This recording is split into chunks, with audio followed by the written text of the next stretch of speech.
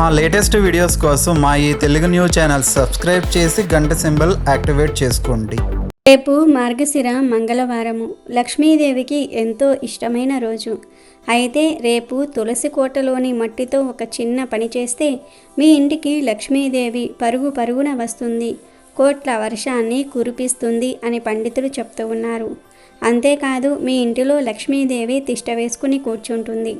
ఎవరైతే మా ఇంటిలో అస్సలు డబ్బులు నిలవటం లేదు, మా ఇంట్లో మనశ్శాంతి ఉండటం లేదు, లేదా ఏదో తెలియని శక్తి మా ఇంట్లో ఉంటూ ఉంది, రాత్రి అస్సలు నిద్ర పట్టడం లేదు, భయంగా ఉండవలసి వస్తుంది అని అనుకునేవారు రేపు మార్గశిర మంగళవారం తులసి కోటలోని మట్టితో ఒక చిన్న పరిహారాన్ని చేయండి. ఈ పరిహారం చేయటం వల్ల మీ ఇంటిలోనికి ఏ దుష్టశక్తి ప్రవేశించదు, ఇంటిలోని దుష్టశక్తులు కూడా పారిపోతాయి. ఈ పరిహారం చేయటం వల్ల మీరు రకరకాల ప్రయోజనాలను పొందుతారు. ఎందుకంటే తులసి కోటలోని మట్టికి అంతటి శక్తి ఉంది. మన అందరి ఇళ్లల్లో తులసి మొక్క ఉంటుంది. తులసి మొక్కను హిందువులు అత్యంత పవిత్రమైనదిగా భావిస్తారు, దైవ స్వరూపంగా భావించి పూజిస్తారు. మతపరమైన దృక్కోణం నుండి హిందూ మతంలో తులసికి చాలా ముఖ్యమైన స్థానం ఇవ్వబడింది. తులసిని విష్ణువుకు ప్రీతిపాత్రమైనదిగా కూడా చెప్తూ ఉంటారు. హిందువులు నిర్వహించే అనేక పవిత్రమైన పనులలో తులసి పూజకు ప్రత్యేక ప్రాముఖ్యత ఉంది. తులసి ఆకులు లేకుండా విష్ణువు పూజ అసంపూర్తిగా ఉంటుందని నమ్ముతూ ఉంటారు. తులసి లేకుంటే శ్రీహరి ఆనందించడని ధర్మశాస్త్రాలు చెప్తూ ఉన్నాయి. ఇంట్లో తులసి మొక్కను నాటడం వల్ల ఇంట్లో సుఖ సంతోషాలు, ఐశ్వర్యము పెరుగుతాయని చెప్తూ ఉంటారు.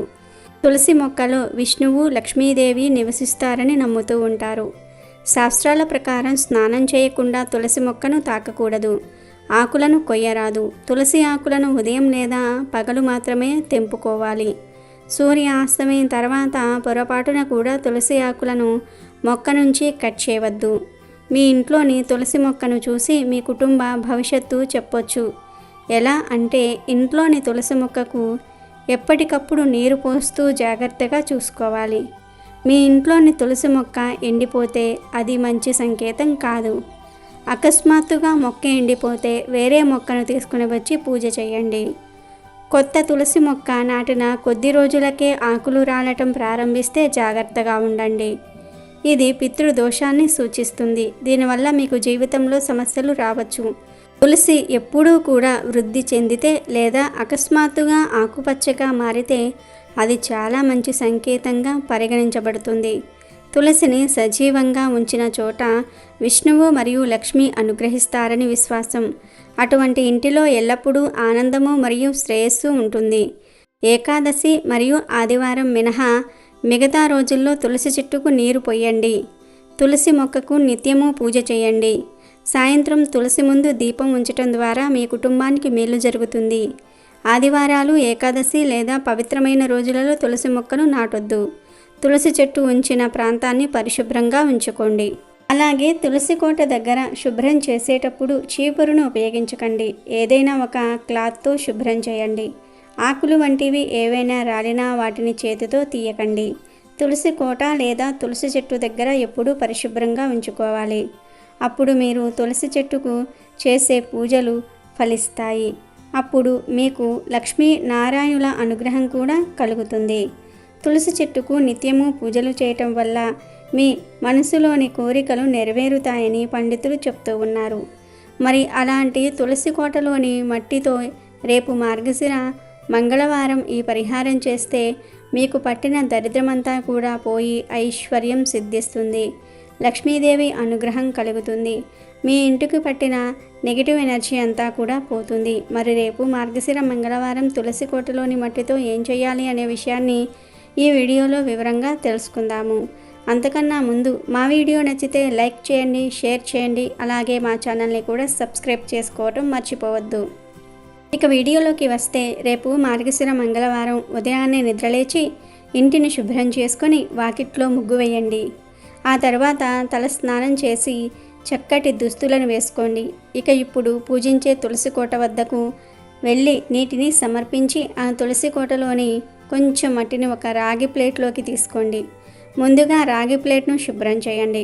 ఆ తర్వాత అందులోనికి మీ గుప్పెడుతో గుప్పెడు తులసి కోట మట్టిని వేయండి. ఇక అందులో కొంచెం కుంకుమను కూడా వేయండి. అందులోనే కొంచెం అత్తరును కూడా వేయండి, లేదా రోజ్ వాటర్ అయినా సరే వేసి బాగా కలపండి. చక్కగా పేస్ట్ లాగా కలపాలి.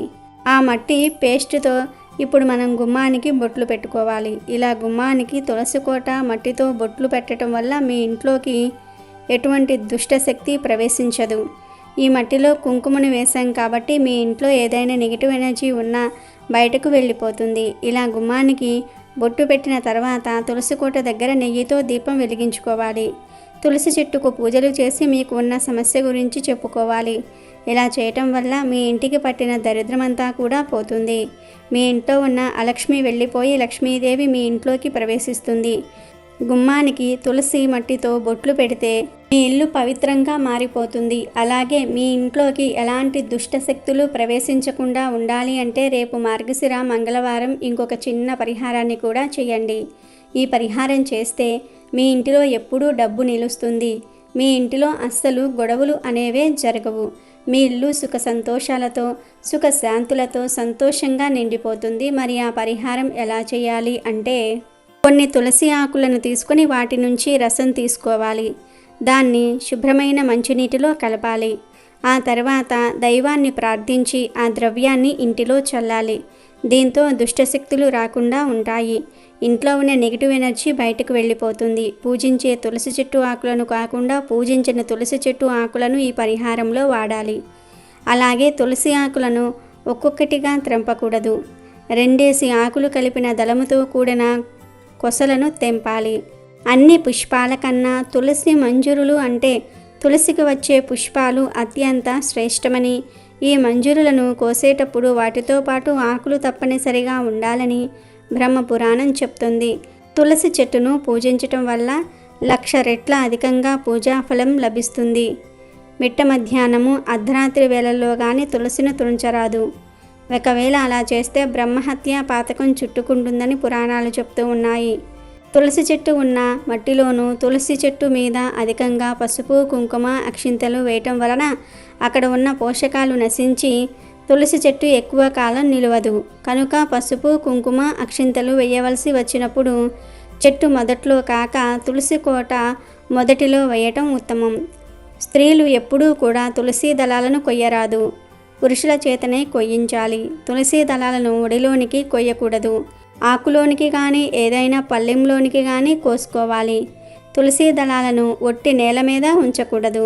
పూజించే తులసి కోటను కూడా వట్టి నేల మీద కాకుండా ఒక రాయి వేసి దానిపై తులసి కోటను ఉంచాలి. తులసి కోట విషయంలో ఈ నియమాలు పాటిస్తే మీకు అంతా శుభం జరుగుతుంది. ఈ పరిహారాలు చేయటం వల్ల లక్ష్మీదేవి అనుగ్రహం మీ ఇంటిపై ఎల్లప్పుడూ ఉంటుంది.